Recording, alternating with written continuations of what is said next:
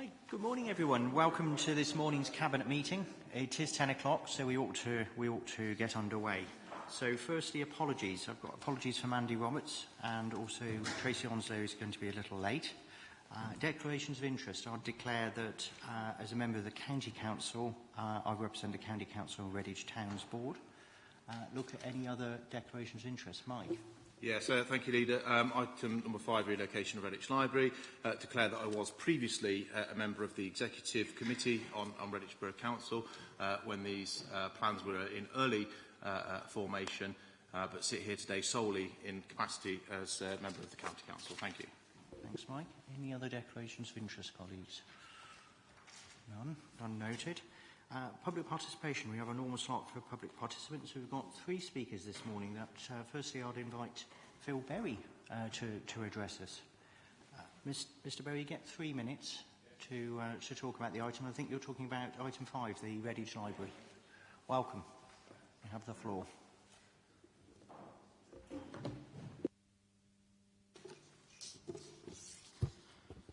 Well, good morning, Cabinet, and thanks for giving me the time to talk to you today. I wish to question some of the financials and the draft heads of terms agreement at Appendix 6.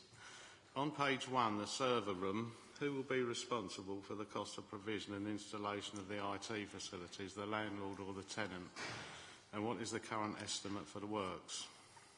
Is the equal value of the lease swap calculated purely on the square metre area of both buildings, or has the value of bricks and mortar of the current library been factored into the market value of the current library? On the section access and housekeeping, it's a question of security. If approved, the town hall and the library parts will be a shared location. Even though the library may close at 5 or 7 p.m, the building is also used for council and committee meetings and open to the public. Therefore, the public will need access through the blue marked section on the ground floor plan at Appendix 7A to access the lift or stairs to the second floor meeting room. What additional security measures will be in place to prevent a casual entrant from accessing not only the ground floor library area, but also the basement and first floor areas to carry out a theft or cause damage? And looking to the future, any consideration of libraries unlocked would attract the same access difficulties. Therefore, I would suggest that a library in the town hall would not be appropriate for libraries unlocked. On the section fit out, Redditch Borough Council has agreed to relocate the fixtures and fittings from the existing library. Does this include the relocation of the books and other stock? And if this is the case, what is the estimated cost to Redditch Borough Council? On page 39 of the main agenda pack, there's a paragraph there that starts, other than the known concrete failures in part of the building, which investigations have identified a remedial plan for, there's no other priority maintenance required. The Redditch Borough Council have proposed that in the 2 years of the tenancy, there will be no charge to the County Council for capital or revenue expenditure that could have been foreseen or planned prior to the start.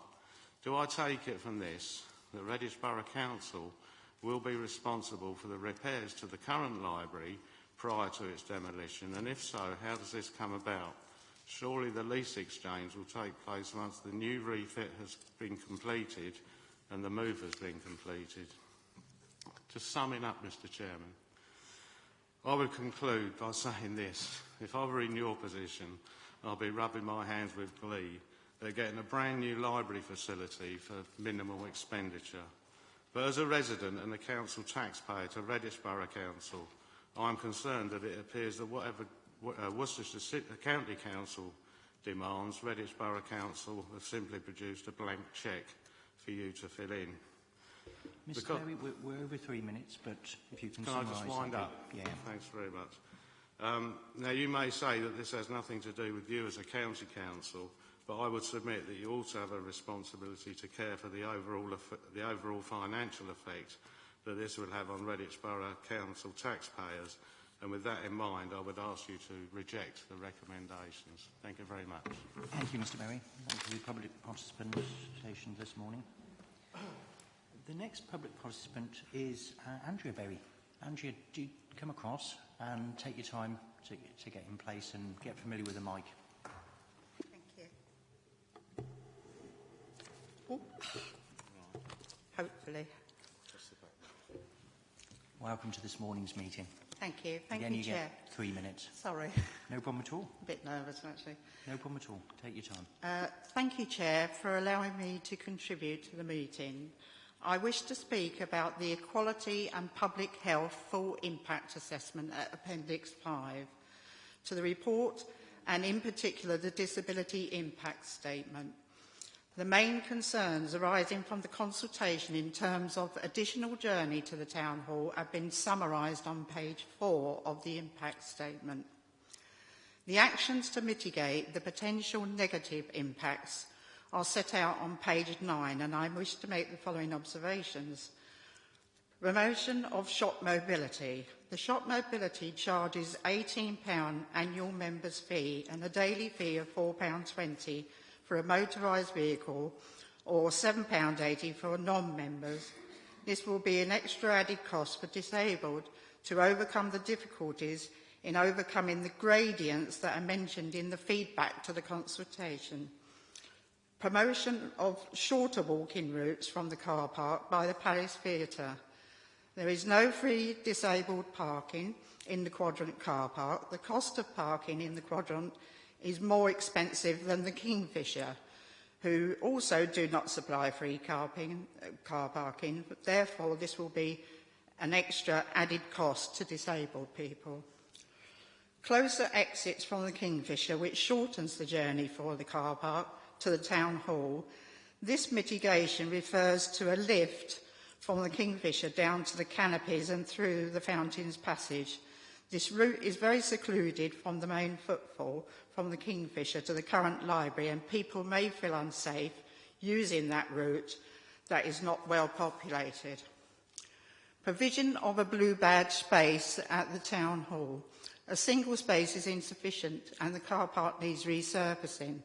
The disabled ramp into the rear of the Town Hall is on an upward slope and also a sideways slope as you get to the bottom. I have skidded down the slope and nearly tripped out of my wheelchair on 2 occasions, and now we do not use that entrance. It needs to be remodelled with a proper lift as it's too steep as it stands. This is a danger to accompanied and unaccompanied wheelchair users.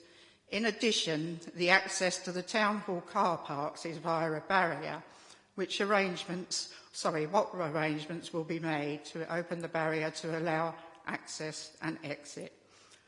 On the floor plans, I note the internal layouts and appendices 7A to 7G. The ground floor plan at Appendix 7A show that to access the new lift, there is a passage marked in blue through the floor of the main entrance. However, the plan shows tables and chairs along that route, which could impede wheelchair users and those with sight issues.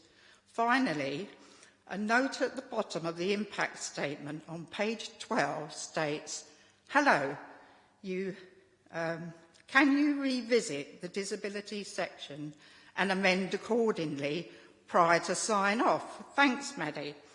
Do I take it that the impact statement in the document is not complete? And if that is the case, Berry, unfortunately, we're at 3.5 minutes. You should not agree to the recommendations until this is resolved. Thank you for your time. No problem at all, and thank you for those detailed representations as well. Thank you. Look into.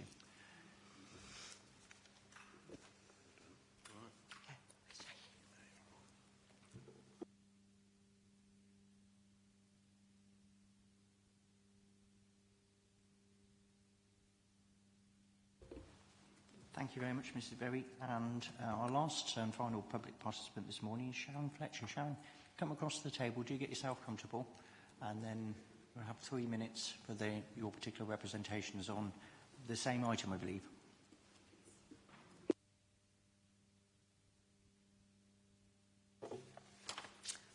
Hello. The report mentions climate impact and carbon costs and promises double glazing and insulation, but does not mention the demolition impact, which is huge. More recently, the government has agreed with engineers that replacing buildings is often bad for the climate. There should have been a CO2 emissions climate impact report done.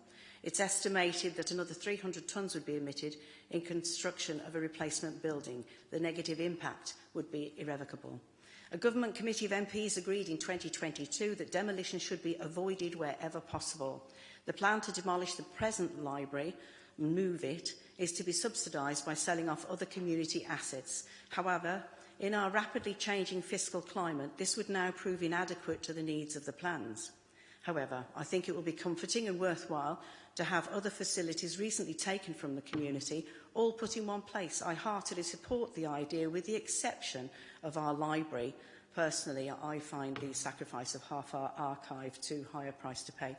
Our library, second only to the Worcester hub for attracting visitors in the county, draws thousands through its doors. It's near the back door of the Kingfisher shopping centre, so moving it will take footfall from the Kingfisher, not increase it. That's not what our shopping centre needs. I wonder why anyone would wish to change such a very successful facility. The funding being provided, although is the lowest in the Midlands, is the largest investment the government will have made in Redditch since the new town was built on our very old town. There are protocols and expectations with such an investment that you are obliged to fulfil. One of these is to conduct a feasibility study, a thorough one, and part of that should be a feasibility study for leaving the library where it is. This has not been done. Feasibility studies play a crucial role in the checks and balances in the construction project management process. They help map out the road ahead and determine whether desired outcomes are in line with reality, which you must see now is straying somewhat considerably from the original plans. I think this oversight needs correcting before you legitimately proceed. A feasibility study is intended to give an unbiased evaluation of all proposed project elements, so you should have nothing to fear from that. This data then supports your decision in determining whether or not to proceed with some or part of the project. It is important for us all to remember that this is ultimately public money that you are accountable for spending. It is therefore critical to the legitimacy of this endeavour that you simply order the required feasibility study for leaving the library where it is to complete your overview. This will ensure you are fully informed and allow most of the previously mentioned troubles and worries to be laid to rest one way or another, once and for all. How soon could this be implemented? Thank you for your ear. Thank you so much, and thanks for your detailed representations on the climate matters. Cabinet, I think we've included the public participants this morning, so we will carry on and move through the agenda. And the next item on there is the confirmation of the minutes. Now, the minutes go back to the 29th of June, and if you'll indulge me and agree, I will sign them as a true and accurate reflection of the meeting. Agreed. All agreed?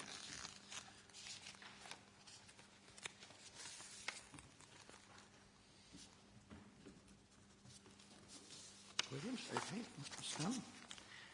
We've got three items on the agenda. We'll start with the adult social care local account. So I'll invite Adrian to move this.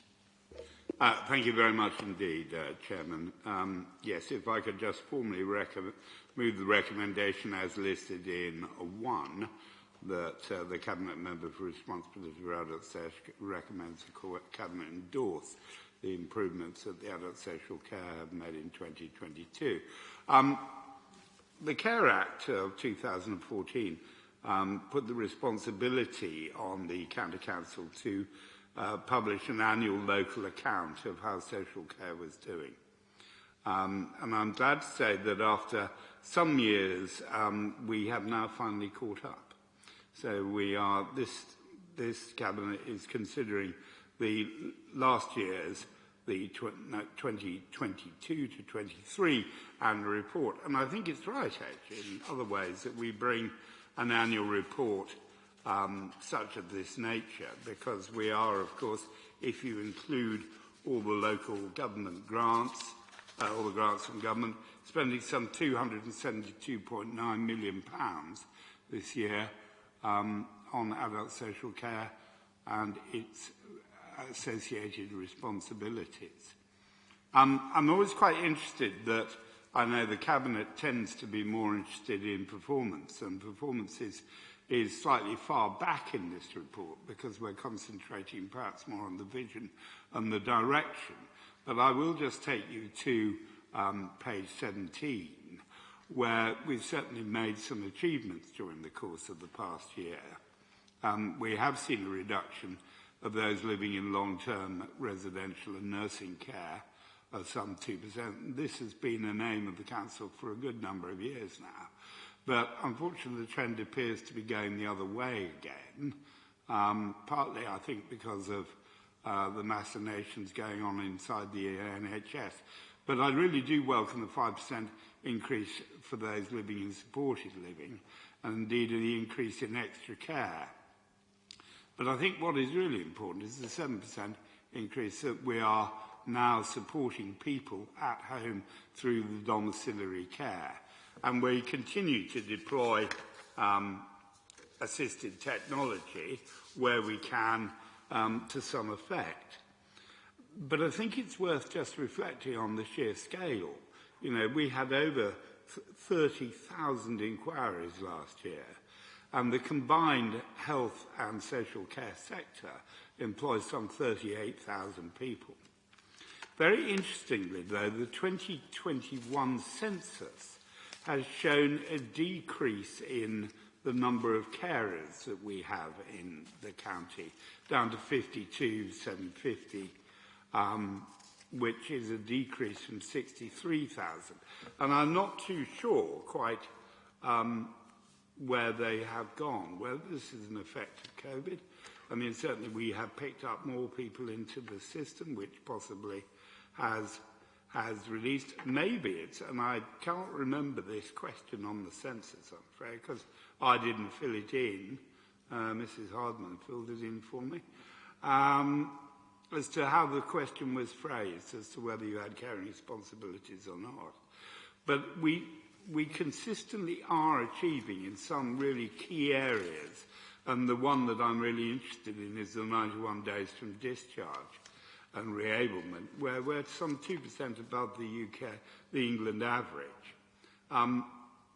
I still think, whenever I talk to people with learning disabilities, one of the key things that they say to me is that they would, want to have gainful employment. Now, we're achieving 5%, which I know is better than West Midlands average by some way, but I still think that we have some way to go, because I think our target is 8. But I am pleased that people who use our services feel safe and secure. I mean, a response of 93% is very good. But again, just in that final box, it isn't, I'm afraid, all good news that we're highlighting here, because we still have to do more with our direct payments. People seem to find our system very clunky, very bureaucratic, and somewhat difficult to use. And interestingly, I would say that a fair amount of my inbox is to do with direct payments, either queries or questions. So I think we need to continue to do work on that. There is some talk in here that we are letting a new domiciliary care contract across the whole county, and we have done this. And we now have a provider for the Team Valley, the west of Worcestershire and the south. So we now have the whole of our areas covered by the new contract.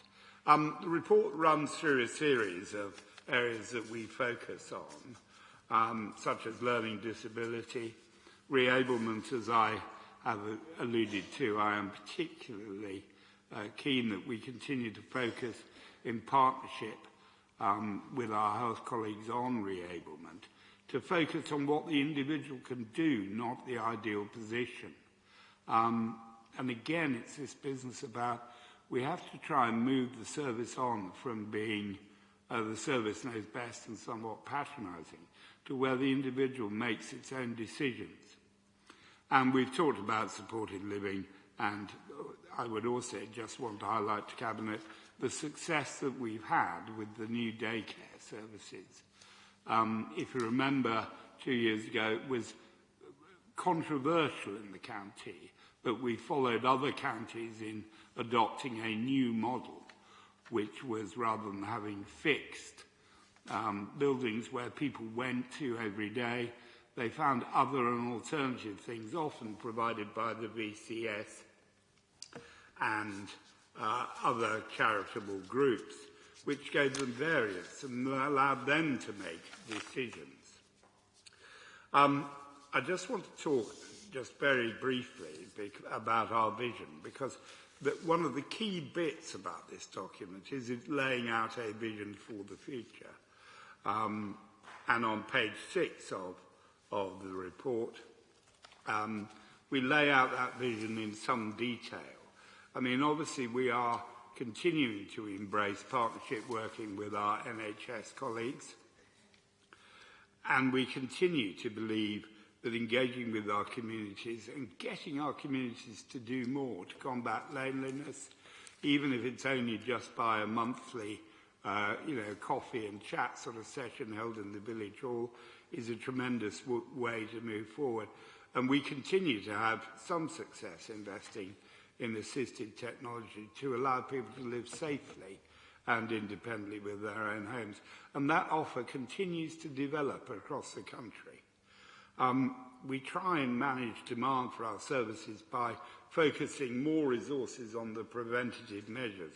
And that was one of the reasons why I was so supportive of the Hewitt report, was that I think the suggestion that we shift 1% of NHS resources into prevention was an entirely sensible thing to do, because not only would it make people responsible for their own health and empower individuals, but also, I mean, it has a key benefit to us as hopefully making people living longer at home.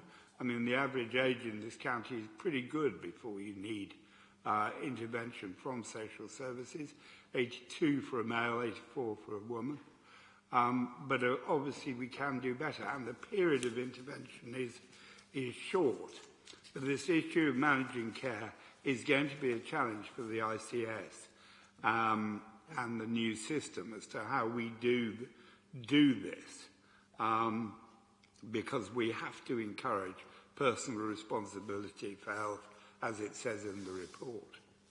An area that I am concerned about is our performance in safeguarding.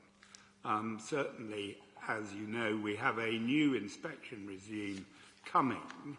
The CQC are going to run an inspection regime which is comparatively similar to the children's inspection regime. And I still think that we have a small backlog of cases that have been raised with us that we have to deal with. And so we are putting more effort over the next 6 months into dealing with our safeguarding background, because while people are telling us that they feel safe, we are still possibly not dealing as well as we could do with safeguarding concerns that are raised. This isn't a criticism of the professor and the board, because I think they've done an exceptional job. It is an operational issue. So towards the end of the document, and the director gets to look forward, you will see that we think that we can do more partnership working and build a stronger relationship with our NHS colleagues, where they listen to us and we listen to them. But it is not really just about the NHS. We need to continue to improve the adult's front door. I mean, I'm not sure that I particularly like that phrase, but, you know, we need the adult's front door to continue to promote independence. We also need to start thinking in depth about how we're going to cope with our workforce demands. We continue to have large numbers of vacancies. I fail to understand why adult social care work is not more appealing to graduates, because it is well paid, the hours are reasonable, the caseloads we are absolutely trying to do our best to ensure are manageable. One of the things that the voluntary and community sector have taught us to do is to listen to the voice of the user, and we have to do more of that. But we are going to continue down the path that is aimed at prevention and independence. And through that, we will generate not only less demand for adult social care, because when you need social care, it is either a sign of a failure by our health colleagues or a failure of planning, to promote the health and well-being of all the citizens of Worcestershire. So it's a very interesting report. It is mercifully short, in my view, which is always my desire. I mean, if I could make it shorter, I would. But it really highlights the direction that we're going in, our service delivery parameters, and also there are some issues that we are not hiding from. So on that note, Cabinet, I ask you to formally note it. Thank you, Adrian. Thanks for the comprehensive overview of the document. I'll invite Karen to second. Yes, thank you very much. Good morning, Chairman, and good morning, Cabinet. I'm delighted to be able to second this report, and I've been able to reflect on the values that it contains, because one of the key things we learned from the dreadful COVID-19 pandemic was that if we all work together, we can achieve tremendous impacts by embracing and aligning the whole of the health and care system. Partnership working is important to this report. It is highlighted in several places, but pages 21 and 22 show the areas where we're trying to align our efforts to develop a more holistic idea and place of Worcestershire. We're working together in the integrated care system to deliver integrated health and social care, whether it's delivered by the voluntary community or social enterprise sectors, Worcestershire Children First, or public bodies such as the fire and police. Page 22 lists a series of aims which I fully support. I'd just highlight that we intend to place equal value and emphasis on physical health and mental health well-being, focusing on prevention to reduce and delay the need for care and support and improve health disparities, particularly for those who are vulnerable, disadvantaged and living with a disability. It also reminds how important it is to listen to those who use our services and that the voice that they bring to our discussions. Earlier on in the report, on page 6, as Councillor Hardman alluded to earlier, it clearly states the vision for transforming adult social care. The health and public health role we will be working closely with the NHS and other providers to ensure all our residents are aware of the ways to support our own health and well-being, and to encourage responsibility for your own health outcomes. We will empower our communities to help themselves, particularly in their later lives. Councillor Hardman and myself are keenly support preventative measures to reduce incidents such as falls, which put such a demand on the NHS and all our care services. This is an approach which encourages personal responsibility for health and social care and is reflected in this annual report, which I commend to Cabinet this morning for approval. Thank you, Chairman. Thank you, Karen. So, with the report being moved and seconded, I'll just invite other Cabinet colleagues and a range of speakers. So, I'll bring in Mike first, and then followed by Adam. Yeah, thank you, Leader. I just wanted to chip in because I think transport plays a huge important role in adult social care as well in promoting independence. I was delighted to see, I think it's on page 17, a means of active travel in the photograph there, and talking about promoting independence. One of the quotes says, "I can go to town and feed the ducks and look about and on the bus." So it's really important that we have good, reliable, accessible public transport systems, and DRT, demand responsive transport, plays a huge role in that, in promoting people's independence, but also so do well-maintained roads and pavements to allow walking, wheeling and cycling. The wheeling is really important because of adapted vehicles and needs that people have. We also need to tackle congestion, because it's no good if we have carers that are trying to access those who need their care stuck in congestion and unable to get to their appointments on time. And likewise, people going to attend medical appointments need to arrive on time. And then, obviously, social activities. Hugely important being able to get people to their groups and hobbies and the things that, again, help to promote their independence. So going forward, I would say it would be good to see in a future report on this some more detail, some more granular detail around how transport is helping to support adult social care as well, and helping to support outcomes and improvements in that space as well.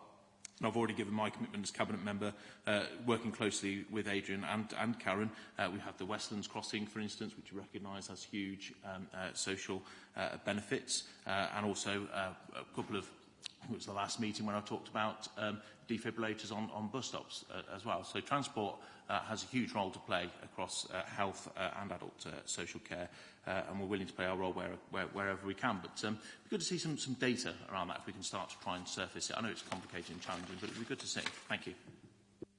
Thanks, Mike. I'll bring in Adam.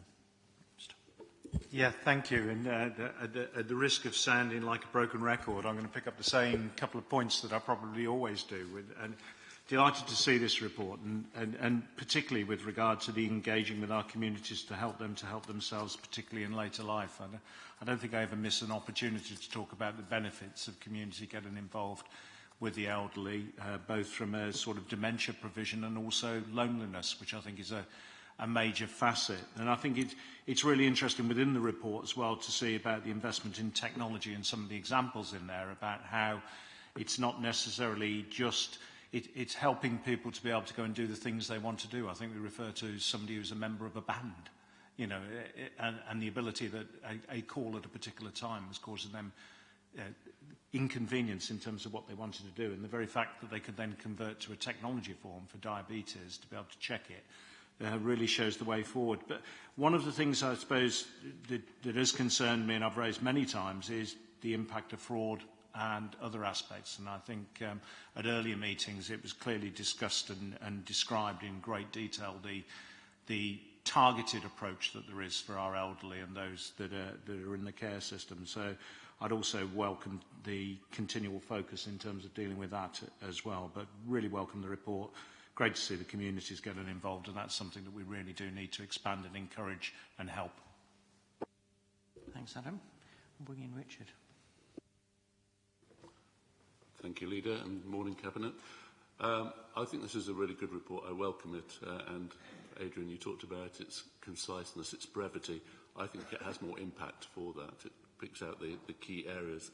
We know we're addressing here a time when it's really sensitive and difficult in many people's lives, and therefore access to information and support in a clear way is of major importance. So I think page 16, where it outlines the introduction of the adult front door, possibly not the right name, but it says what it is. The adult front door is a real triumph. Yeah, it enables easy access and allays all those fears of people being passed from pillar to post with so many different contributors. So I think that is a real benefit introduced in January.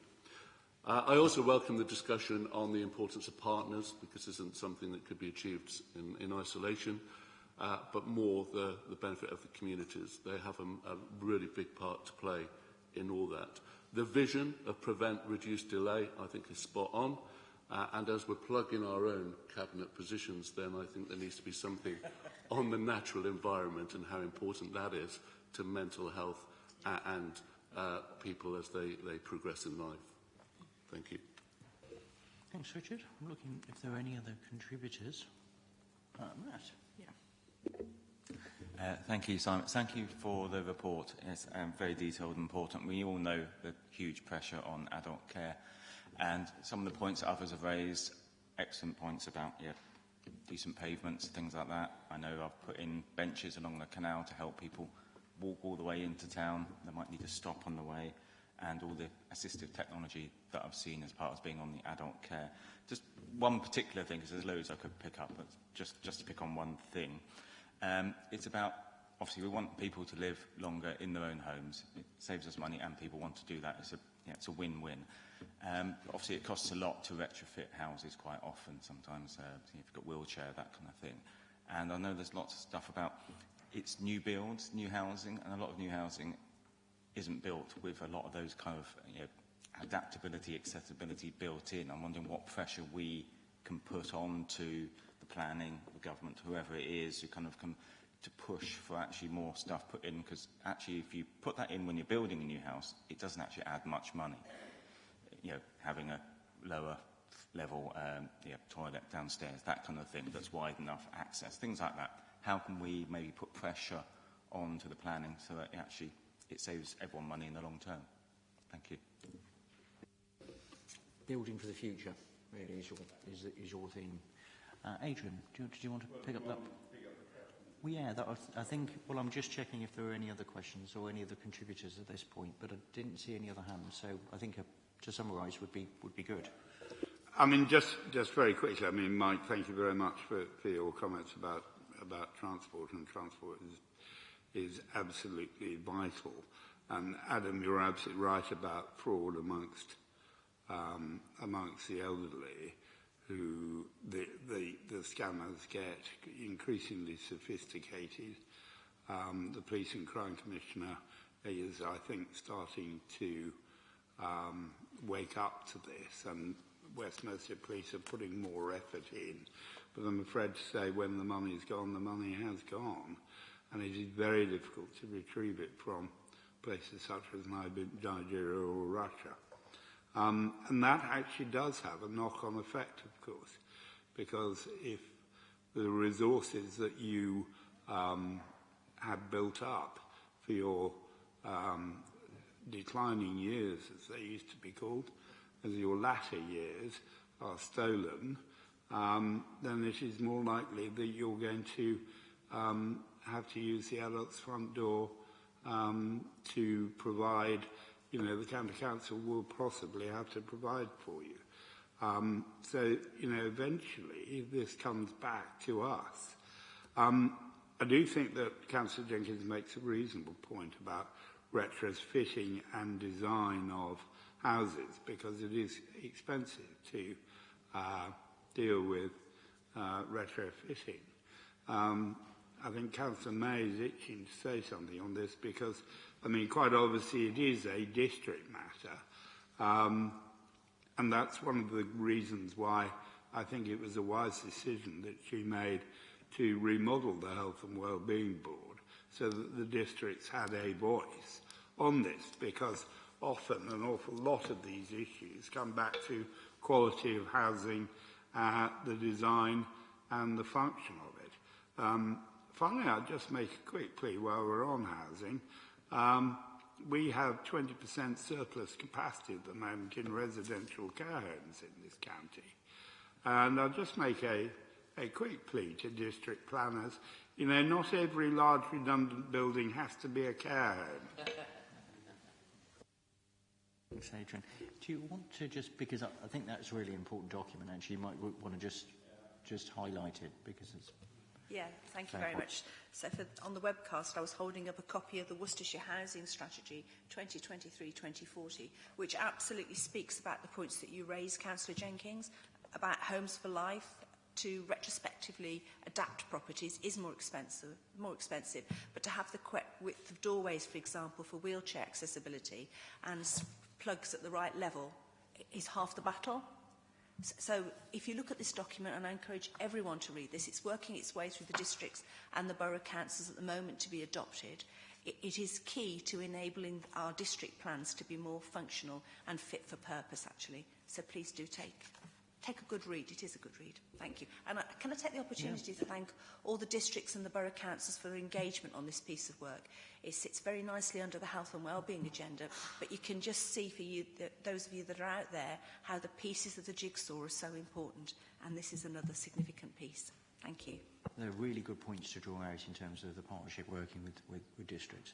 But Marcus, did you want to contribute? Sorry, the Cabinet Member having summed up, and then the Cabinet Member for Health and Wellbeing summing up again. Now the Deputy Leader wants to have his two pennies. But just to say that I've spoken with the Leader of Wyre Forest District Council, and I'm delighted to say that Wyre Forest adopted that set of proposals at their Cabinet meeting on Monday evening, and would endorse everything that Karen and Adrian have said about, homes for life, and some of the practical things that the district councils can do at a planning level now, particularly on major house building sites, on some of the larger scale developments. If we can't do it now to future-proof our new homes for the next generation, then we're going wrong somewhere.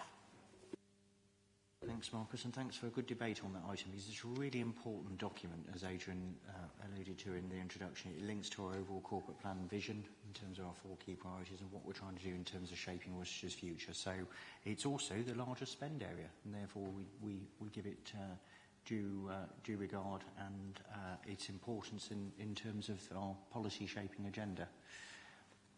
Are we all happy, therefore, to note and adopt the annual account? Yeah? Okay. So we're now going to move to item 5. Item 5 being the relocation of Redditch Library, which we've heard this morning from various public speakers on. And I wonder whether I can invite Marcus first to introduce the item. Thank you very much indeed, Leader. Good morning, Cabinet. Good morning to members of the public and indeed other members who are here and indeed members of the public who are viewing the webcast live or might do subsequently. Can I start by formally moving the recommendations as printed 1 little a to G on page 27 of our printed agenda? And forgive me, Leader, if I take a few minutes to précis this report and bring out some of the high-level themes. Let me start by saying that this has been an extensive journey over the course of the last 2 years.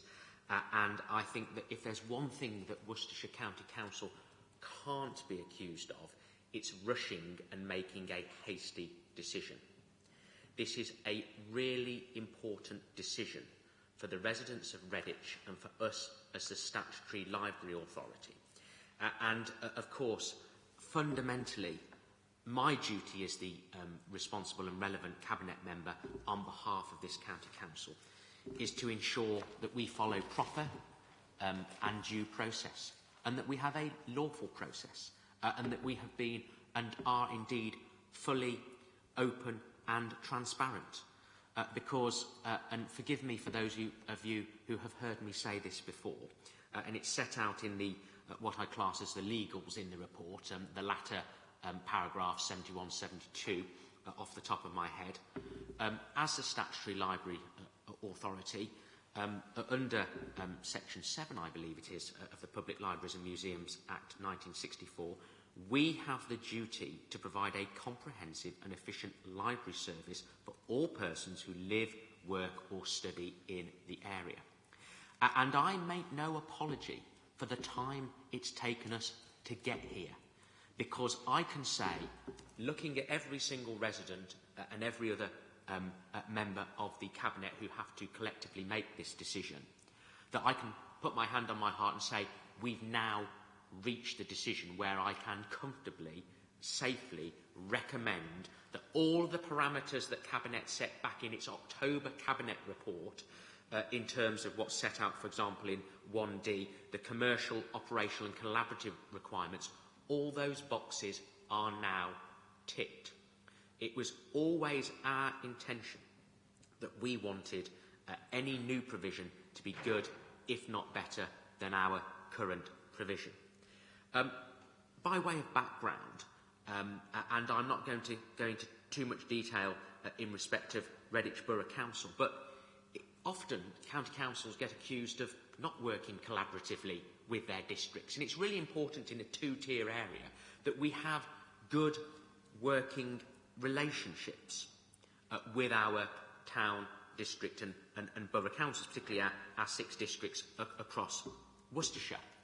That doesn't mean to say that the Borough Council can pressurise us, and it doesn't mean to say that it's a done deal or a foregone conclusion that the Cabinet member for Communities, because he happens to be of the same political persuasion of the leader of Redditch Borough Council, who happens to be on this county council, doesn't mean to say that he's always going to agree, and doesn't mean to say that he's going to take that decision simply because of it.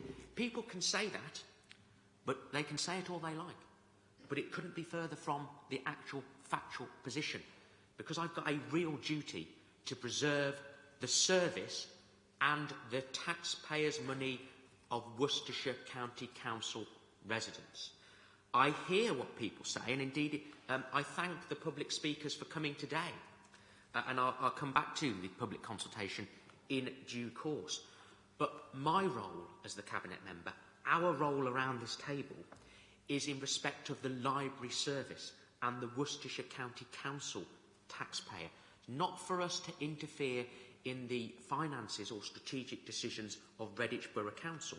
But going back to where I started in terms of working in collaboration, to be fair to Redditch, and it's set out in the report, you know, they have secured a historic town deal and brought £15.6 million through that town's deal to help fund its projects. This is one of Redditch Borough Council's projects. And they clearly, and it's been set out throughout the course of this journey, asked us to consider whether we would consider relocating our library just 100 metres further down in the town centre to their current town hall. And of course, as I've set out, subject to all of the safeguards, in principle, without predetermining one's view, my predisposed view was, yes, certainly we can do all that we can to see if we can make that happen within the parameters that have been clearly set out in the public domain. We haven't had the library campaign speak this morning, but they did circulate a document which I have in front of me in the Cabinet have seen. They're a national charity that supports public libraries. Excellent. Well, they should support Worcestershire County Council, that still has 21 libraries, open and accessible the length and breadth of this county, from Redditch in the north to Broadway in the south. A county council that's being braver, bolder and more ambitious, because Libraries Unlocked was touched upon. Droitwich and Stourport have led the way in making our libraries more accessible for more of the time to more of our communities. And we should rejoice and celebrate that. The library campaign expressed concern about the demolition of Redditch Library, full stop. But that only tells part of the story. Because, of course, you could be forgiven for thinking, oh, we're going to demolish a library, but it's not going to be replicated 100 metres further down the road in what is going to be configured as being absolutely fit for purpose. And in terms of a hasty decision, which is what the national charity accuses of, I say this. I'm sure the leader of Redditch Borough Council and others might say we've been anything but hasty. We've taken our time. We've listened. There's been a full statutory public consultation that ran last autumn through to the new year, as clearly set out in the report, the 7th of November last year, right the way through to the 24th of February. There were 2 face-to-face engagement sessions on the 24th of January and the 9th of February. I was at both of those and I listened to every single word that was said.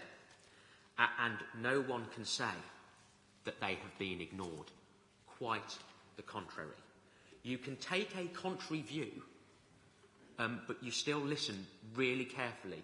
And I can say that we have been, and I have been, entirely cognizant and have had full due regard for every contribution that was made then, every contribution that's been made this morning. And let's not forget, and we have the chairman of the Overview and Scrutiny Committee for Corporate and Communities. They considered this matter on the 8th of June. Not just Conservative members, a cross-party committee, politically balanced in the normal and indeed legal way. But that wasn't sufficient. We also had the full Overview and Scrutiny Performance Board consider this matter on the 26th of June. We had a Cabinet meeting that Thursday, the 29th. It wasn't on that agenda because I wanted to consider fully and in my own time the responses of that Overview and Scrutiny Performance Board and have more time to think and consider. And indeed, you know, these major projects don't just happen. There are big issues to resolve in terms of the financials and the legals and the heads of terms. and they cannot be rushed because, of course, these are dealing with parcels of land that the two requisite bodies own. And before I move on to other matters, I mentioned the Overview and Scrutiny Performance Board. Let me read, Leader, their conclusion. The OSPB and the Corporate and Communities Overview and Scrutiny Panel have scrutinised the proposal to relocate Redditch Library, and from a Worcestershire County Council's perspective, this is my own narrative now, we can only look from our perspective and nobody else's, because we would be acting ultra vires to do anything other. There is no compelling, let me repeat that, no compelling evidence that the proposal would result in any deterioration of the library service or its quality. The board therefore believes that the Cabinet has all the information it needs to make an informed decision. That is really powerful and persuasive, which is why I say, and I can put my hand on my heart and look everybody in the eye and say I am persuaded on this suite of recommendations.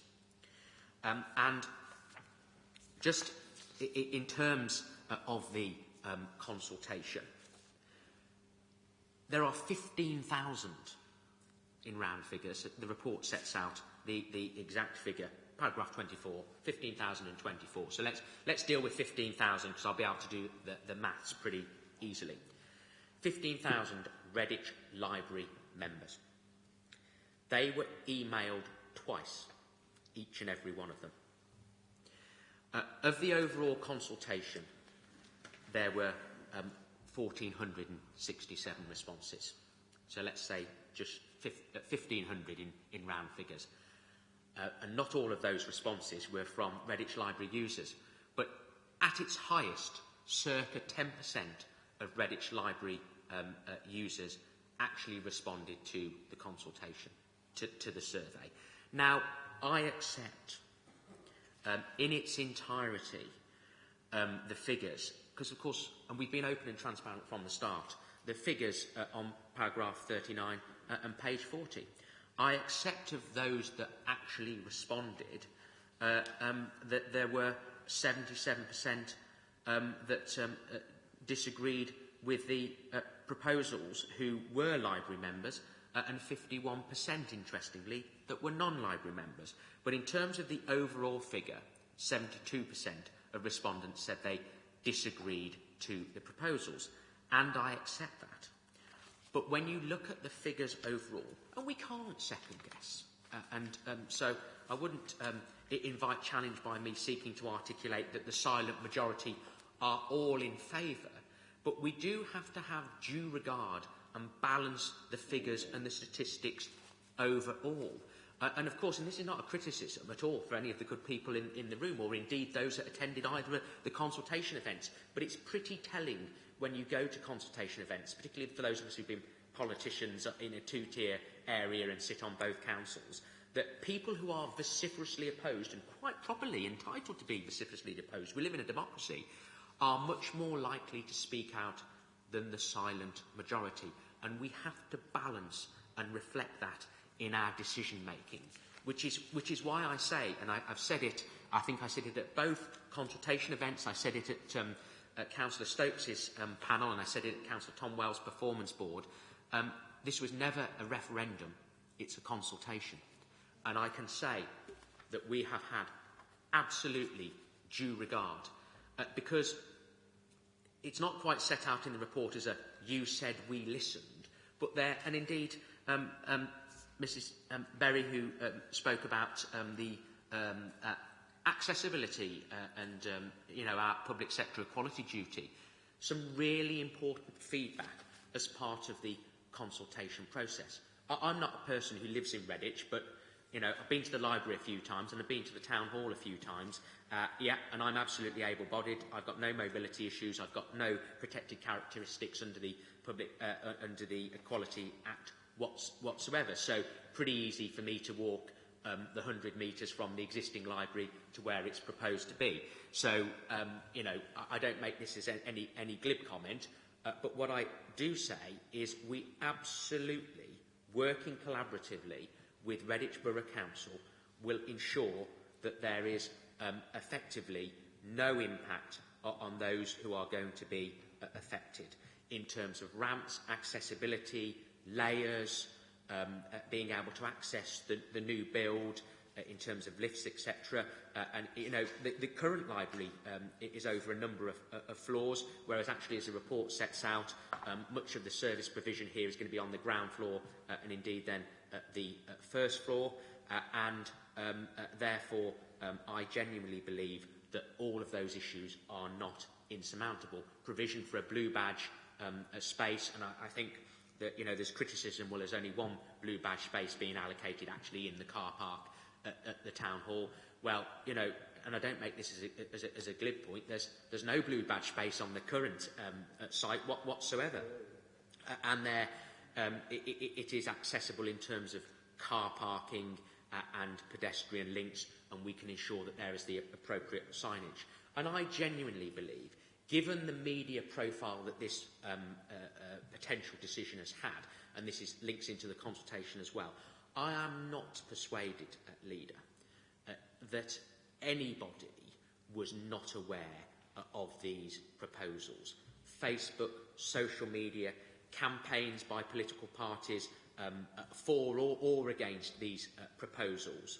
And we have done all that we can in terms of what's set out in the report with press releases, announcements, as I said, the 15,000 users having 2 emails. And I make this point strongly because the library campaign, and it was a point that was articulated at one of the scrutiny meetings, asserting that paper forms were locked away in the library and staff were forbidden to mention the consultation unless directly questioned. Those assertions I reject in their entirety and are absolutely fanciful. There were a number of paper surveys returned. Staff, quite properly, as employees of our council, have to remain neutral on whether they are for or against. The plans for this proposal were clearly displayed at the start of the consultation, and I would reject in advance any challenge in terms of our consultation process or the fact that any good person of Redditch or the wider Worcestershire was not aware of these proposals. There were lots of other specific details mentioned in terms of, or questions and comments mentioned in terms of IT and security. I won't pick up small details today in terms of my presentation, but of course there will be lots of comms coming out with library users between now and when the new build is finalised. And the plan is to have the new library in the town hall reconfigured by December 2024. And we will, of course, be doing all that we can working with the borough to ensure that the mitigation between the decanting from, because of course this is practical stuff that people will start to be concerned about, and quite properly, that when we decant, the disruption will be kept to the barest of minimum in terms of potentially a couple of weeks, which I would argue is reasonable, proportionate and de minimis in all of the circumstances. And we will do it bit by bit to mitigate disruption. But in the interim, we'll still ensure that people can return library books and there will be accessibility to the computer facilities. And in terms of the facilities, in terms of the floor plan, it's clearly set out on pages 37 and then the new proposals on page 41. The total area at the moment, 1,764 square metres. Now, the proposal at the new hub is just shy of that at 1,745 and minus 19 square metres. That's de minimis in my view, but I've been deliberate in referring to that figure first because I wouldn't wish in any way to be criticised for saying, well, you're not giving that figure. But let's look at the real important figure. Let's look at the positive. The current library space that's allocated for front of house and dedicated public-facing service delivery is 1,110 square metres. Under this proposal, under the hub proposal, it increases to 12,600, which is an increase of 116 square metres, which couldn't, in anybody's view, in anybody's objective judgment, be argued as being de minimis. It is the shared space between the library and our tenant that goes from 188 square metres down to 0. You know, the dedicated children's area, all of the great activity that goes on in our current library and many of our libraries across this county are going to continue. You know, we had, and forgive me, I haven't got my paper copy of the OSPB papers in front of me. The young lad who spoke as a child who attended Redditch Library and attended some of the sessions, and Ronnie was his name, and that attended the sessions, and as a parent of a relatively young child myself, attending the bump and rhyme sessions as when he was a baby and a toddler, all of those things are going to continue in a fit for purpose,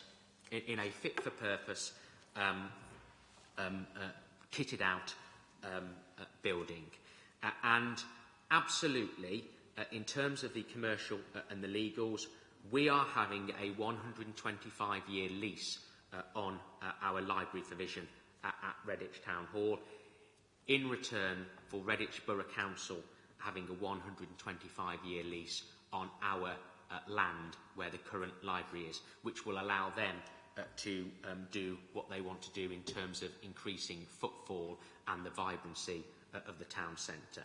As I've said, those proposals are a matter for Redditch Borough Council, but in terms of the legals and in terms of the financials, in our duty as having the statutory responsibility for providing a comprehensive and efficient library service leader, I am now entirely satisfied in respect of the recommendations that are set out in our report, and therefore, Chairman, in conclusion, I do propose that we note the proposals as set out in A, that we note the findings from the public consultation as set out in B, note importantly the suggested solutions for mitigating concerns as set out in C, note the detail on meeting the specific commercial, operational and collaborative requirements as set out by ourselves, note the feedback, as I've alluded to, from the OSPB on the 26th of June, and therefore approve the recommendation to support the proposal for relocation of the library service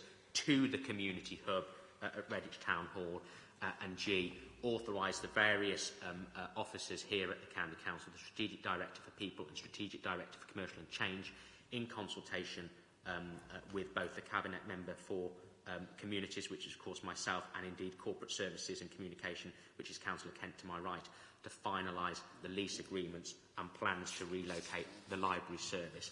And finally, just in terms of the plans and reference, as of the 13th of July, the plans not being signed off, I am assured and had it confirmed that they now have been. So I am entirely satisfied in respect to these proposals, and I commend them to Cabinet Leader, and apologies for taking so long.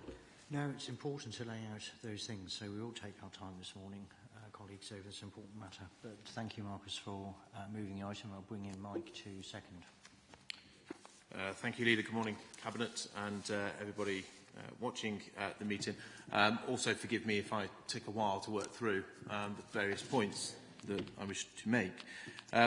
In starting out, I think we need to look back at some of the history around this and get it properly put on record. And be very clear that Redditch Borough Council is the responsible delivery body, but it's actually not the original source of the request, although it's responsible for the delivery. It's actually the Redditch Towns Deal Board that originated the formal proposals. That was established in December 2020 after the government invited 101 towns to submit bids for levelling up funds in September of 2019. As we know, a global pandemic rather impeded a lot of functions throughout 2020, and Redditch Regeneration Project was no exception. So nobody should be surprised that it took 14 months from that invite to the inception and meeting of the Town Board. But actually, depending on your perspective, the Town Deal Board was the official origins of this request that we see before us today, but we should ensure that we accurately reflect that the proposals go even further back. But indeed, proposals put forward in March 2018 for the regeneration of Redditch Town Centre included an option to demolish the library. I attended that meeting and heard a member of the public, and I quote from the minutes, "It was awe-inspiring to hear of the innovative regeneration plans for Redditch Town Centre."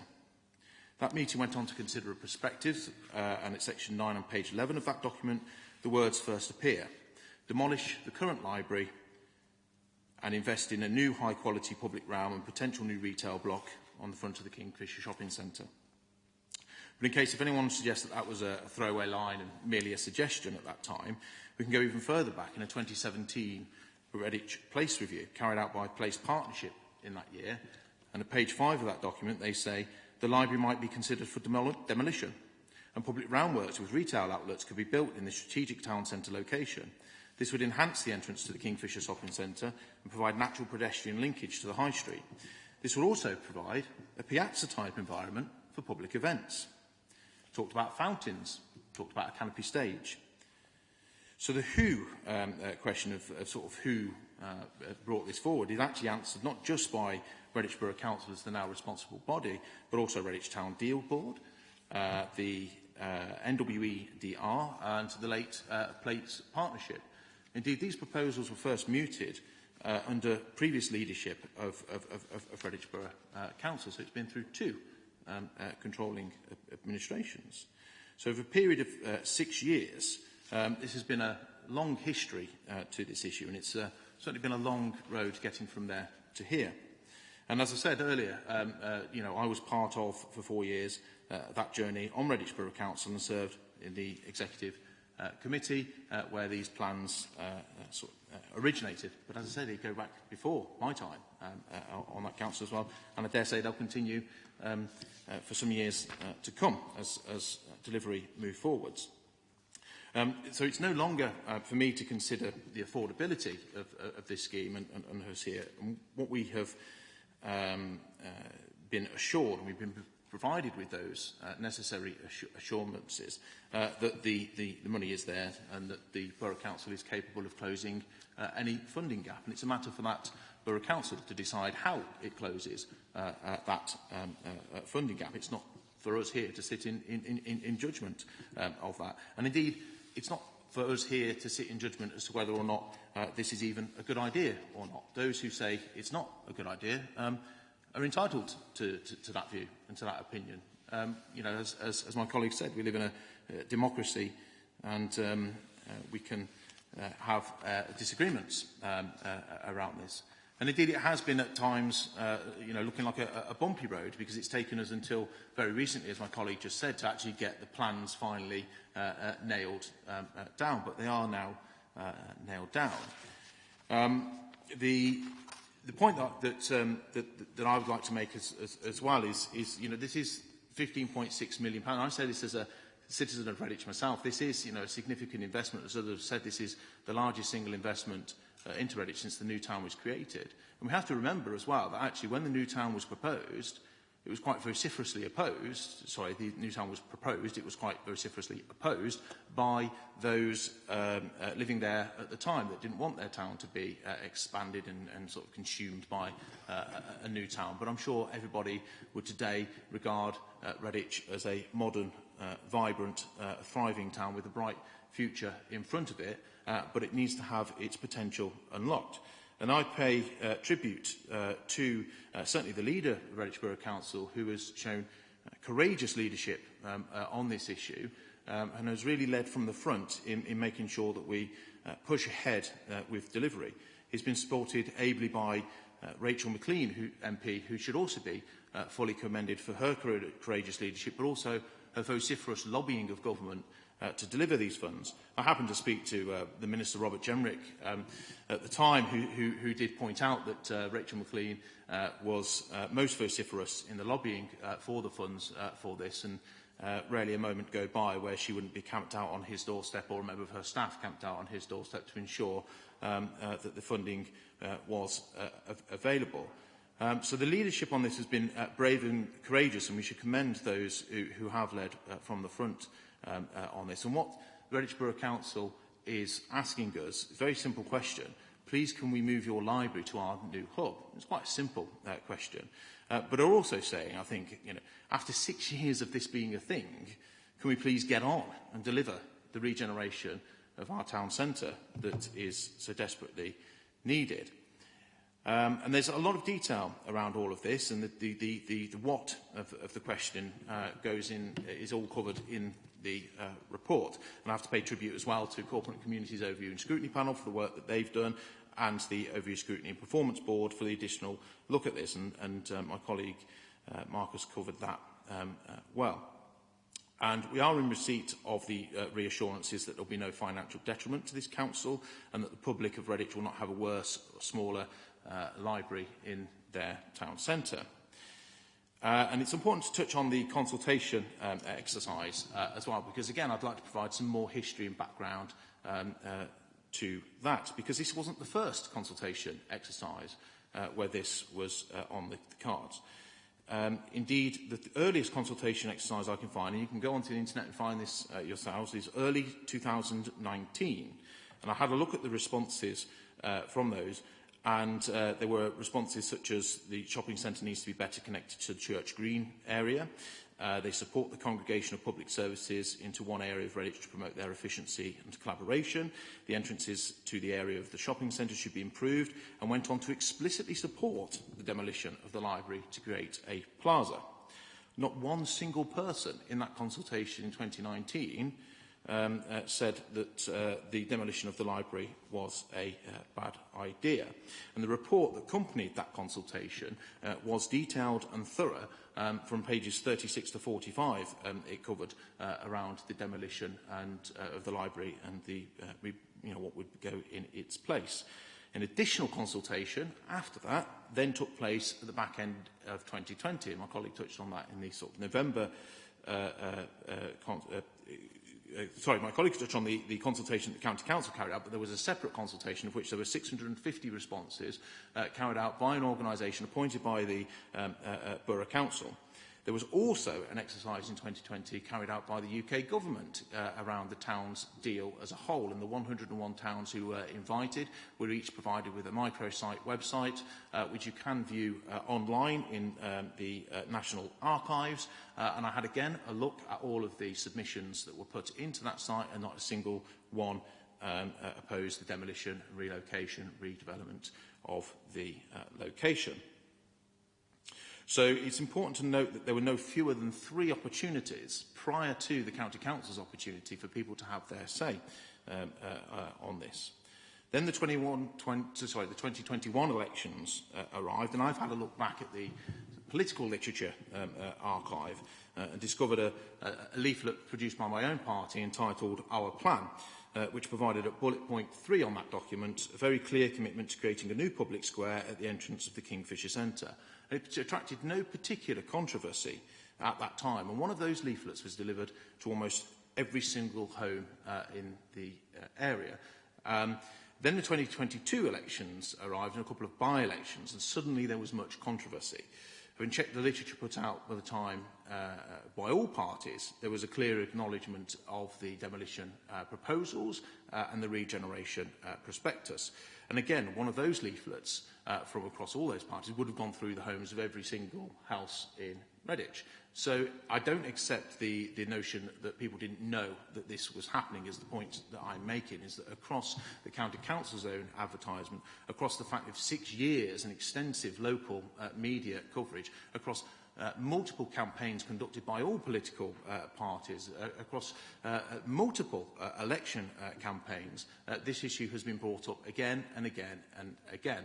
And of course, I'm sure maybe there are people who aren't familiar with it, but the opportunity was certainly provided multiple times for people to have their say and feed into the conversation around this. And I do welcome the views that have been expressed in the consultation and note the concerns raised. And I thank everybody who has taken the time to submit a consultation response. There's some very valid views that were raised. I think what hasn't helped is, as we say, you know, consultations are not referendums, but then I think, we asked a binary question as to whether people, straightforwardly supported the proposals or not. And I think in a future consultation, we might want to be careful around use of such binary questions in the future. But it's certainly, as we've seen, if you dig into the data behind there, you can see the figures that my colleague alluded to earlier. Indeed, if you want to talk about referendum, it's actually within the gift of Redditch Borough Council to call a local referendum on this issue if they wished to do so. But I would suggest that people think very carefully about such a thing like that, because actually what we have to be very clear on is that there are people who are very supportive of the regeneration of Redditch Town Centre. Young people in particular are quite supportive of the need for change, the need for regeneration, and for delivering a town centre of the future that they can be proud of to live, work and raise a family in. But I have to be very clear that what we're voting on today is not the wider regeneration package. We're voting on a very simple question about the relocation. There's some clear tests in there. If this library was going to be smaller, I wouldn't be voting for it.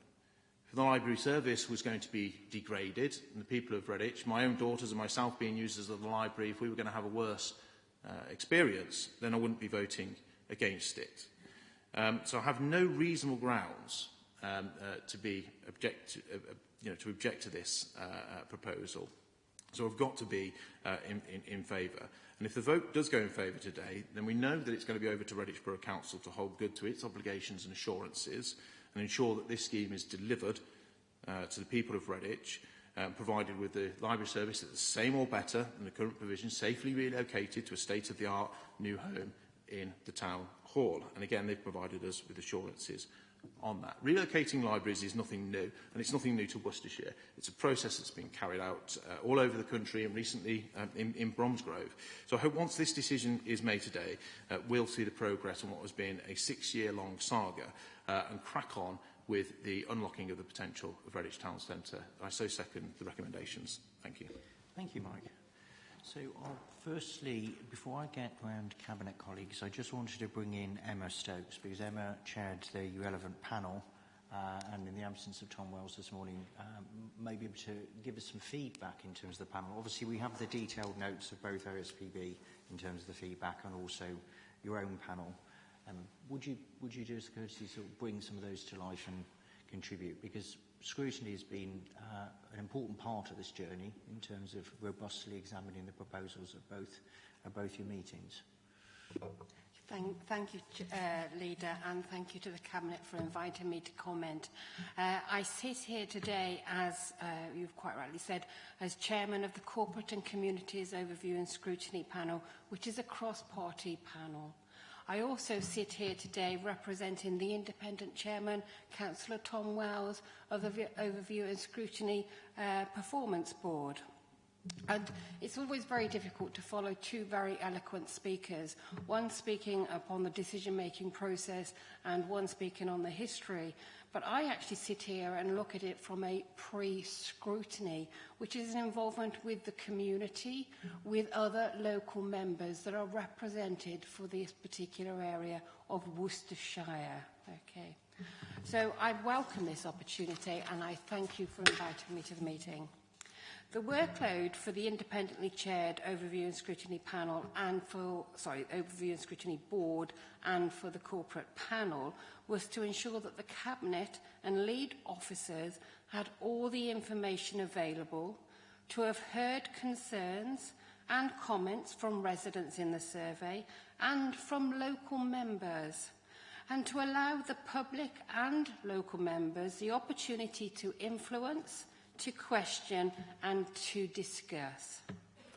It was never the panel's board to decide, the panel's or the board's intention to decide any outcome or to make any recommendations. It was to ensure that all concerns were heard and allow the Cabinet to make decisions on the best information available. Indeed, on page 42 of your report, you have listed all the opportunities for public consultation, public discussion, and I welcome your engagement with the scrutiny process. But I now have to repeat wholeheartedly what Councillor Hart has said. The concluding paragraph from the independently led overview and scrutiny panel, scrutiny board, was that there is no compelling evidence that the proposal would result in any deterioration of the library service or its quality. The board therefore believes that the Cabinet has all the information it needs to make an informed decision. And I think that really sums up the process. And I do thank you in involving the panels and the board in any pre-scrutiny to the benefit of our residents. Thank you. Thank you, Emma, and thanks for all the people who participated in those meetings and all the people, members and officers who helped facilitate that wider discussion. As you said, both within the panel and at OSPB, which is important to give due regard and consideration at both of those stages, and importantly to make sure that we've got the time to consider those before today's meeting in terms of feeding that in. I know that for some parts in the process can be frustrating, but I think it leads to good governance and is an important element in terms of good decision making. Now I'm going to bring in other Cabinet colleagues at this point, and I will go round. Can I bring in Adam first, because obviously you're part of looking after the Council's assets and making sure that we comply with our other duties. Thank you, Leader, and thank you to the previous speakers and my colleague, the Cabinet Member for Communities. I'll start on the point that you raised straight away, but there's a number of other points that I would like to make. As part of my requirement under Section 123 of the Local Government Act, it's our duty to dispose of land for the best consideration reasonably obtainable, unless the Secretary of State deems otherwise. So from a purely looking after the County Council's assets, you're quite right. It's absolutely imperative that we ensure that we protect the Council's property. However, there's further areas that I want to go into, and listening to my colleague, the Chairman of the Corporate and Communities panel, having sat in that role both as a member and chair, I remember very much the politicisation of library campaigns all the way through when we were doing extensive scrutiny. And I think this council has done more scrutiny on libraries than I think I can ever understand in any other particular area. I remember the previous Cabinet member going through a particularly extensive programme of the Open Library programme, which has been so well received by many of our residents. And I do see these campaigns around libraries raising up the fact as if they're being closed. And I do wonder whether people have lost sight of the fact that this is a £16 million investment into Redditch, or part of the £16 million investment into Redditch, that clearly should be celebrated.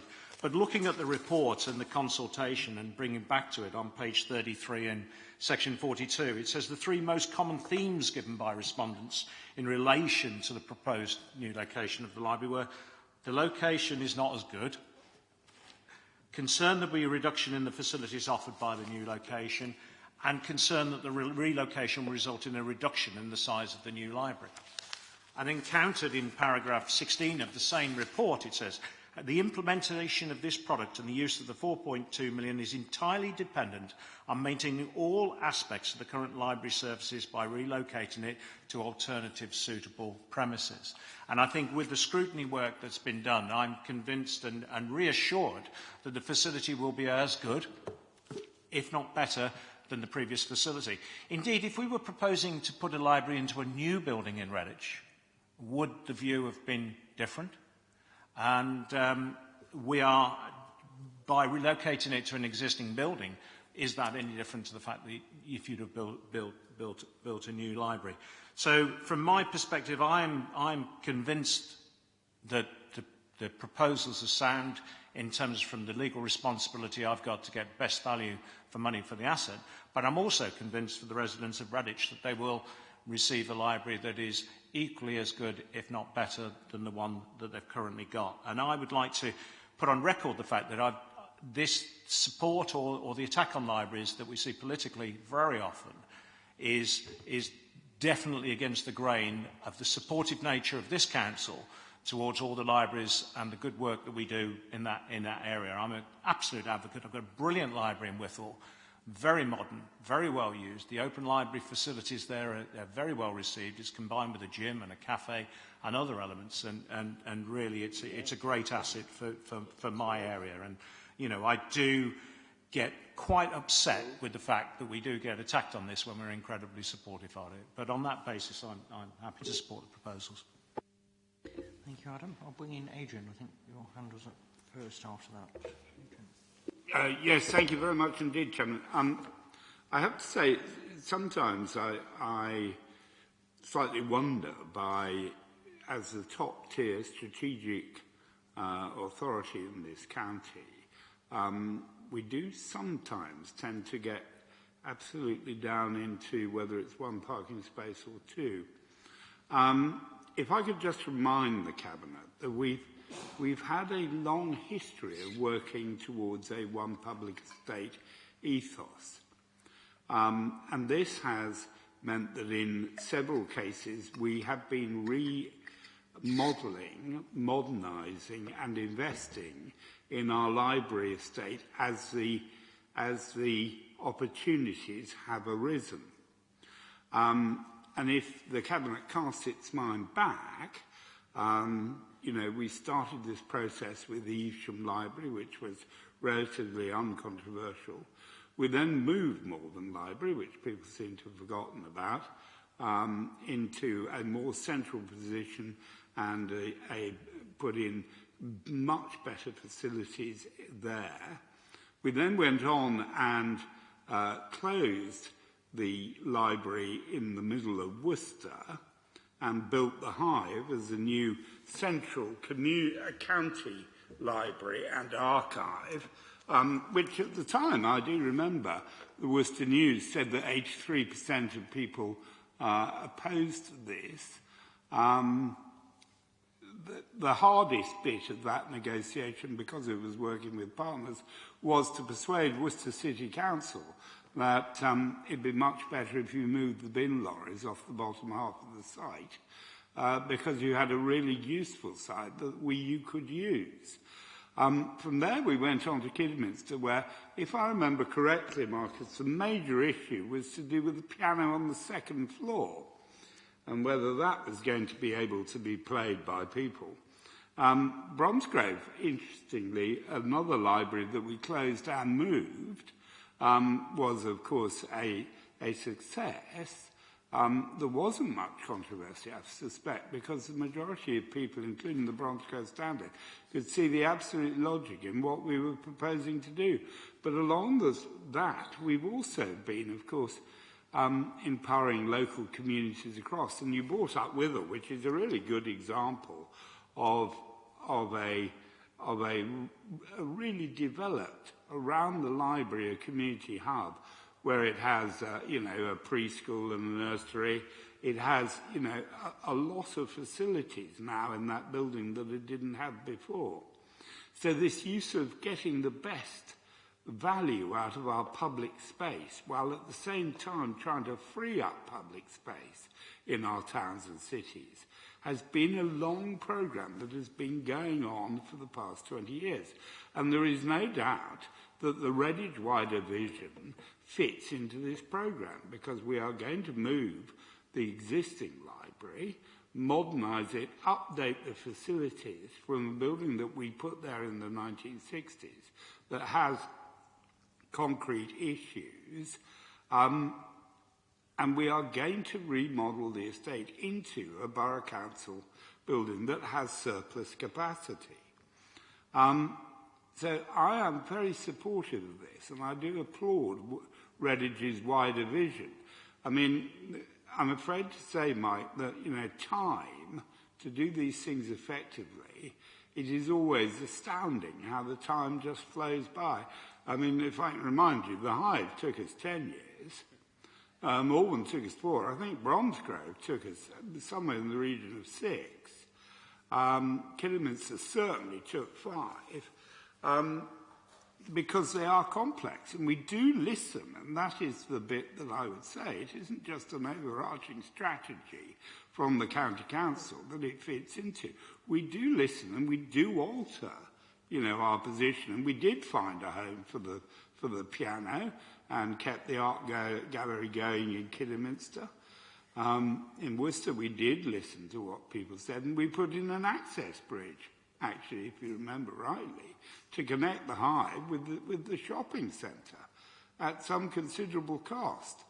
So to get back to slightly the minutiae rather than the strategic thrust of this, I'm absolutely convinced myself that it will be DDA compliant. It's going to have new lifts. It will have, admittedly at the moment, only one disabled parking space. I would probably prefer two. And it is going to be a change. But I think all in all, from the disabilities point of view, it will be an improvement. So I'm wholeheartedly behind the Redditch wider vision and the way that it encompasses not only the centre, the Kingfisher Centre, the library, the Borough Council buildings, but don't forget, members, we are improving Redditch railway station. We have a joint police fire facility nearly underway in Redditch, and it's going to make a difference to the town of Redditch. But sometimes, I remind myself, and I reminded the leader, you have to have faith in what you're doing, because there were moments in the Hive where I thought, well, it's easier to give this up. Thank you, Adrian. Thank you for actually bringing to life all those other proposals, because I think we've lived through many of those in terms of that, and we've listened, and we will demonstrate that we're listening in terms of this particular proposal as well, as we're bringing other speakers as to how it's relevant to all our other priorities. So I wonder whether I can bring in Richard next. Thank you, Leader. I'll be brief. I'm not a Redditch member, but I have visited many times, and I do know how important this is to the Redditch community. All along, I've considered that this was about a library relocation, not about Redditch itself, with regard to our responsibility. And my measure has always been, if we can provide at least the same level of service, but hopefully a better level of service, then it would meet the requirement for me to support it. The consultation is really, really important, and all the factors brought by the public. But I am cheered by the fact that the officers have addressed those facts that have been put forward in the consultation. And I believe enhanced the proposition in doing so. I'm minded by the public speakers today. I thought they spoke really well. And I do think we should pay attention to the lived experience of the disabled people. It's easy for us to comment, as some of my colleagues said, but we need that lived experience to know that it will meet the satisfactory standards. And obviously, being the Cabinet Member for the Environment, the questions about the demolition also resonated with me. That, I do not believe, is our responsibility. But I would hope that we would check that Redditch Borough Council have met or will meet the environment standards in terms of the change that they're going to go through. The chair from the ONS Communities Panel helped make some really relevant points as well. And I do think the fact that the two panels that have considered this are cross-party, the OSPB is independently led, lifts us out of any other category of believing that we are just supporting a fellow leadership team. And their conclusions that there's no compelling evidence for us to not support this is critical. And therefore, my vote will be to support. Thank you, Richard. Karen, next. Yes, thank you very much. I just want to start by thanking the speakers. I know how stressful it is to come along to a meeting like this and come and talk to us about it. And we're not negating what you're saying. We're listening very clearly. But I have to say there's two elements to this that I think place is a decision that should be made by the Borough Council or a District Council. And your leader of the Redditch Borough Council has gone above and beyond to attain the investment into the borough. And that's difficult. in this day and age, and it is very, very difficult and challenging to attain the level of investment required. I know, I've battled for Bromsgrove. In terms of a new library, no one really likes change. But all I can say to you is with some confidence that what happened in Bromsgrove was definitely for the betterment of the community. We've got a hub with a council building, a registry office, a Revs and Bens and customer services, and the council officers are there. I'm there on a regular basis, observing and connecting, and I feel you get more of a connected community by having the hubs. Library services have moved way beyond borrowing books. It's about that community, what we call here asset-based community development. It's the opportunity to have your knit and natter class, to meet, have a coffee, connect, and primarily, with my health and wellbeing hat on, prevent social isolation. So please, you might feel disappointed that it's very clear we are in support of this, but work with the team at the Borough Council because they do have your interests at the heart of all they're doing. So thank you. Thank you for your time this morning. And thank you, Chairman. Thank you, Karen. I wonder whether Mark contributed. Thank you very much, Chairman. I was born and spent the first 23 years of my life in Redditch. I still consider Redditch my hometown, so what happens there matters a huge amount to me. I want to talk about two different aspects, really, I guess. In my wider portfolio, which is about economic development, I just wanted to take issue. There was a comment that's been made and repeated at least once about, this would be the biggest investment in Redditch since the new town was created. It wouldn't be. The Alexandra Hospital would have dwarfed this spend by many times.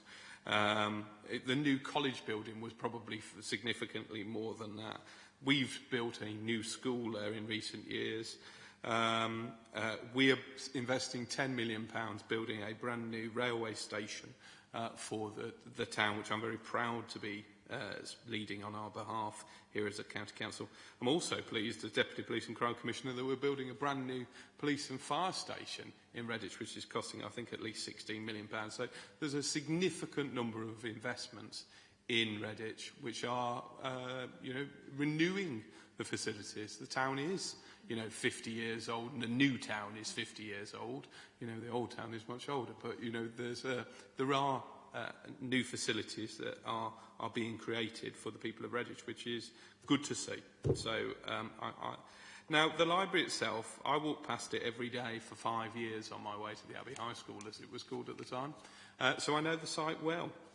And it must be a mark of my age that I am sentimental about the loss of that building. I understand why some people in Redditch will mourn its demolition and whatever, because I don't consider it a terribly ugly building, and certainly inside it's pretty much state of the art. It's a good library.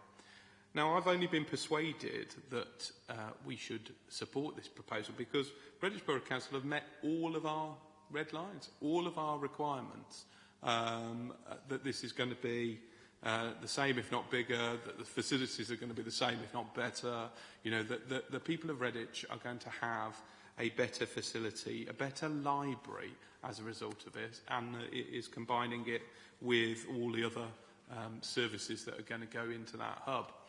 I agree, actually, with Councillor May's point that actually the borough councils and districts are place shapers, and if this is their vision and that we meet all our statutory requirements, I don't think we should stand in its way. But I did want to, and I am delighted that the Cabinet member has been able to confirm that he is convinced that the services that are going to be provided and the facilities available are going to be the same, if not better. And on that basis, I think it's something that we as a county council can get behind. So I'm, this is. I would personally, there is a tinge of regret in the sense of it is change, and maybe because of my age, I am starting to think, oh dear, does the world have to change?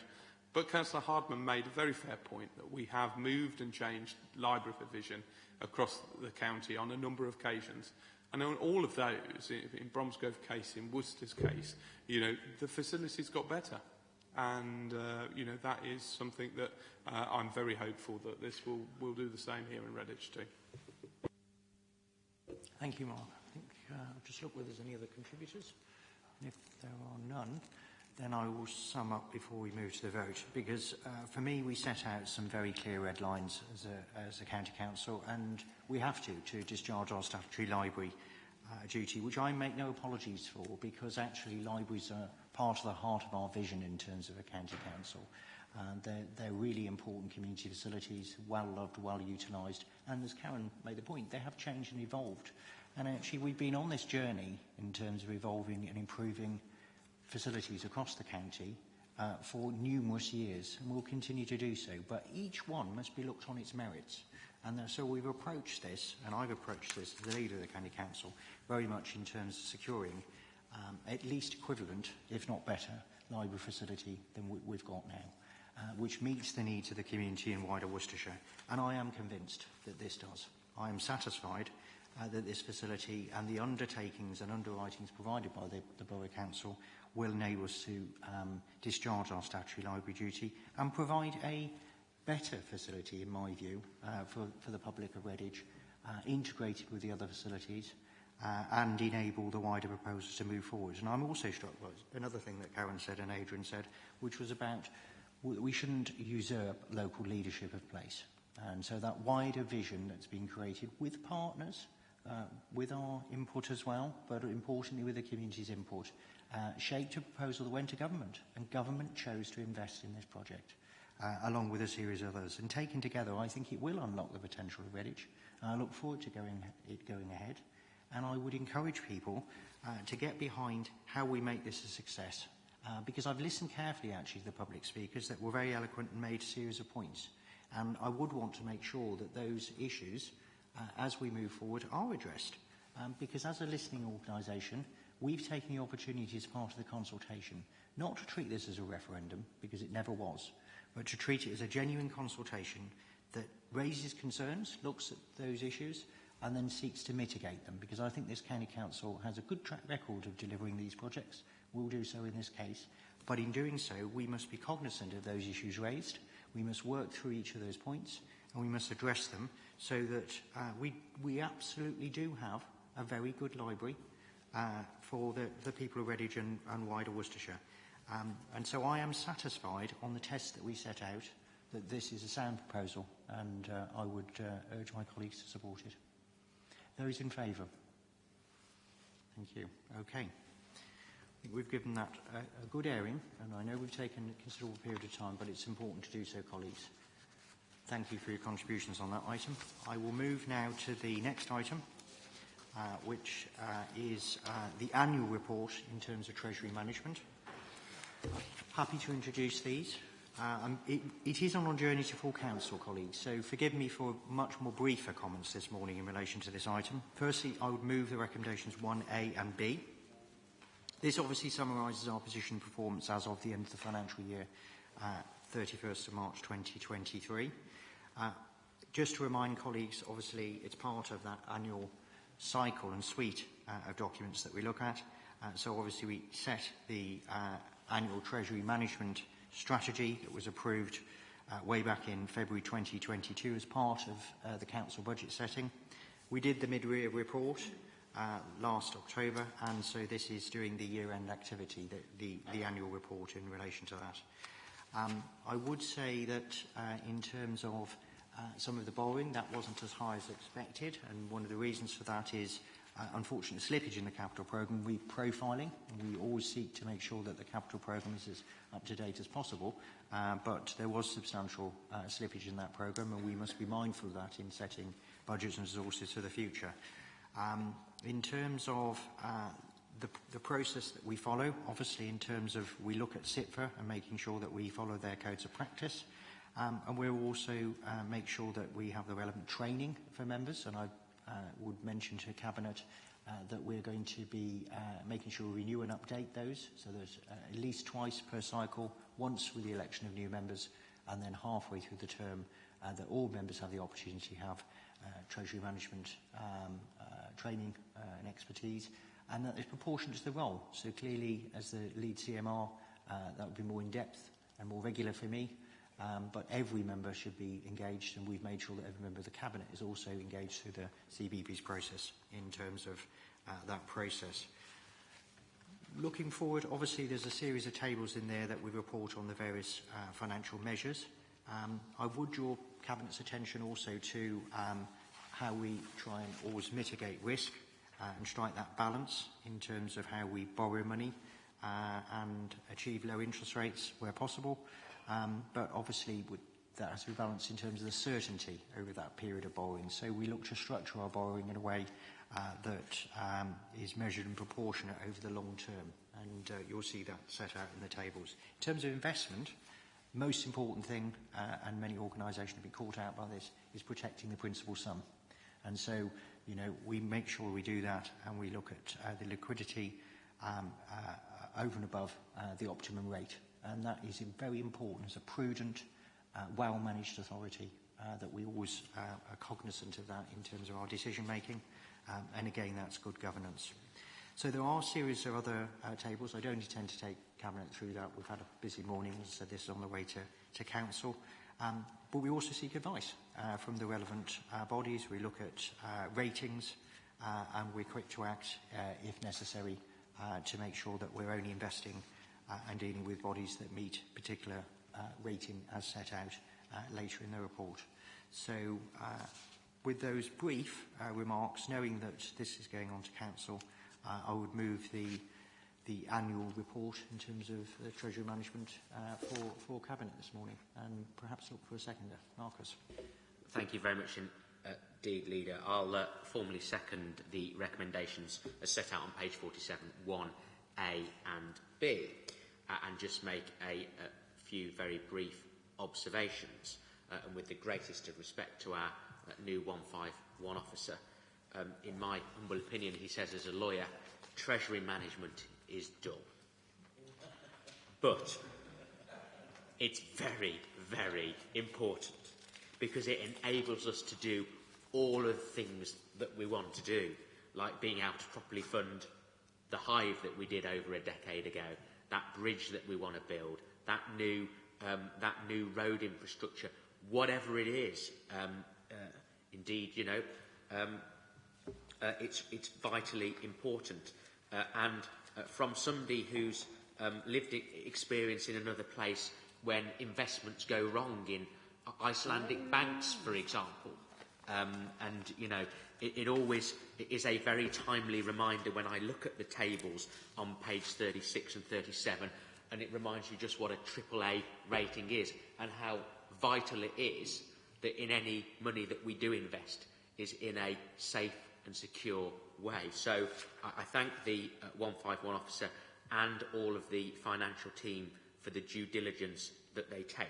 And importantly, and having said this at the start of my what was going to be very brief comments, but, you know, solicitor's prerogative, you know, for me it's dull, but the work of the elected members that sit on the Treasury Management Panel, it's hard work, and actually having to read lots of documents and ensure that the right checks and balances are in place, that we do the things that are safe and legal, is really, really important. And so, obviously, for the good governance of this Council, as we always do, the annual report's coming before us, and indeed, I note it and commend it as the Deputy Leader.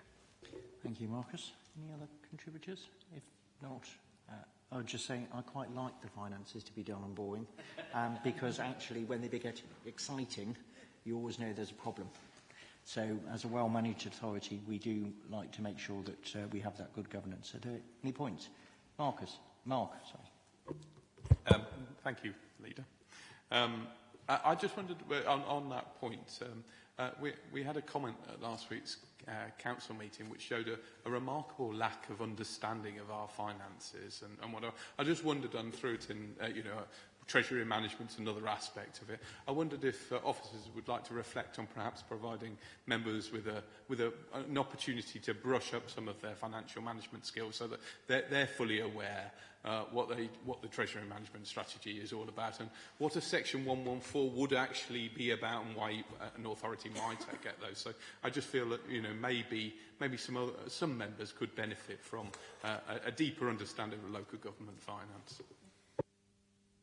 And it is for that very point, and making the point about training, that's why I covered that, because actually all members need to have a knowledge in terms of treasury management activities and an understanding of our financial processes, because when they don't, then there isn't that wider and deeper understanding, because council makes important decisions. So we must always remember that in terms of setting the budget and the framework we operate from.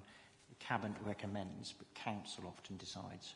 And so it is an important aspect, which is why I've asked for training to be provided, not just when all members get elected, which is important, but we get lots of training then, but a refresher partway through the administration so that people are aware of that. So it's a good point, well made, but just to reiterate to people, I believe, and professionally it's believed, that this is a sound financial organisation which isn't troubled by some of the things that worry me and disturb me in the sector. But that isn't afflicted. We aren't afflicted by those things, and we will always seek to make sure that remains a position. Once we vote on this, I want one other thing to say, colleagues. So, are we all in favour of this? Agreed. I just wanted to use this opportunity before the summer break to pay tribute to Tina and the team at WCF, and Andy, actually, who isn't able to be with us today, for the leadership of Children's Services. And the achievement that they've reached in terms of getting a good overall rating for Children's Services on safeguarding. No mean feat, as we all know. Many, many years' worth of activity and investment and a coordinated approach from the Council. But this is a landmark, a milestone, really, for the authority to make sure that the children, the most vulnerable children in society, are protected. It's a core duty. It's really, I believe, it's so important for the Council to do. One of our 4 key priorities, and we can genuinely say that we have very robustly been examined by Ofsted over a period of 3 weeks, and we are a good authority for Children's Services, and I think that's something worthy of note. May not be on the agenda, but worthy of note and worthy of other communities to know. So, on that positive note, hopefully Tina will pass that through to the staff. I know we've had an event last week to make sure they're aware. And as always, an authority, we're always seeking to do better. So we know there are always areas that we will also work to improve, and any of those positive recommendations we will take in the spirit they're intended from Ofsted, because we're a learning organisation. We're always looking to the future of how we can make services even better. But thank you, Tina. Thank you to the service. Thank you to all those staff and partners we work with as well. On that positive note, colleagues, draw the meeting to a close. Have a good day.